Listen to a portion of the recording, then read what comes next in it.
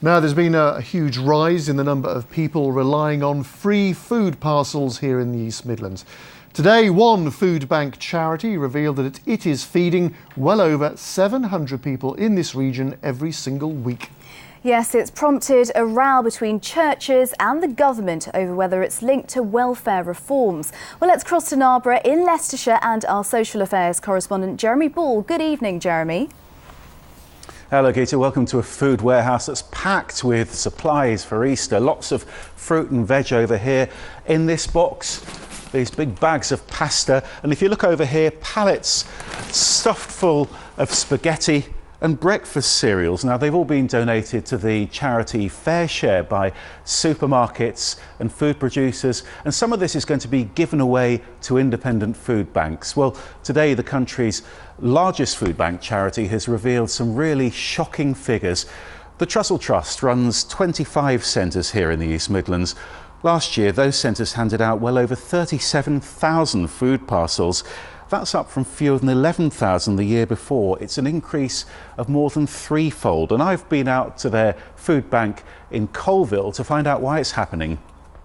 So work from left to right. Yeah. Welcome to a food store where they hand out free bags of shopping, but this isn't open to anyone.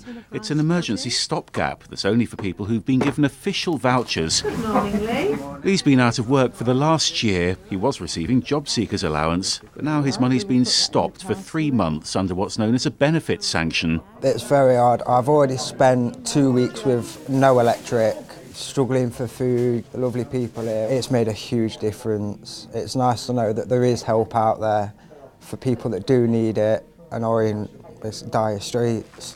Lee got into such dire straits because he missed a job seekers training appointment scheduled on a day when he had to go to court as a witness. Others have never received any benefits weeks after losing their jobs. Obviously, if you're made redundant, you have to apply for benefits. Often they're told it can be 3 to 6 weeks. It could be me, it could be you. You know, all you need to do is have a trip at work and hurt your back, and then all of a sudden you're not be able to work, you haven't got the money coming through. And over in Loughborough, they were queuing for food parcels this week outside another Christian charity that's seen a surge in demand. Here they think it's partly because there's less stigma about using food banks. But Gemma still relies on their help, despite getting work as a part-time cleaner. I've got 2 children and it's very hard at the moment, very hard.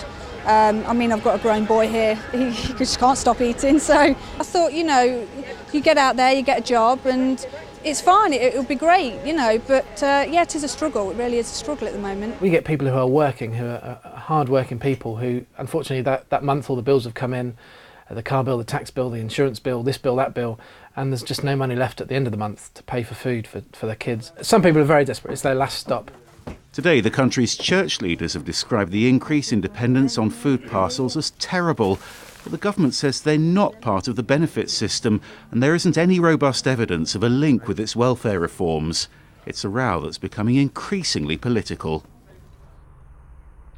Well, back here at FareShare, they supplied a staggering 750,000 meals last year, and John Willits is the man in charge here. John, how much difference is this all making?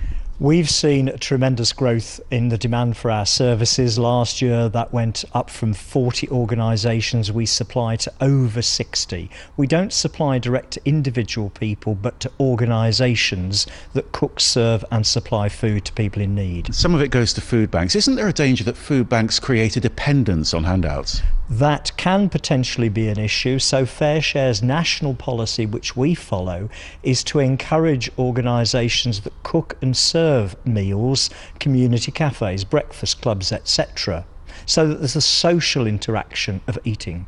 And is this increase really down to need, or is it partly down to the fact that more food banks are opening, so they're more available? I can understand that to a degree there's an increase in availability, but you and I know how much food prices increase, and equally our rent, our council tax, our utility bills. So for people on the lowest income, the money they have to spend on food is getting squeezed. John Willits, many thanks. And this isn't just helping people in need, it's all food that might have been thrown away if it wasn't here. So it's actually preventing waste as well. Jeremy from Narborough, thank you very much.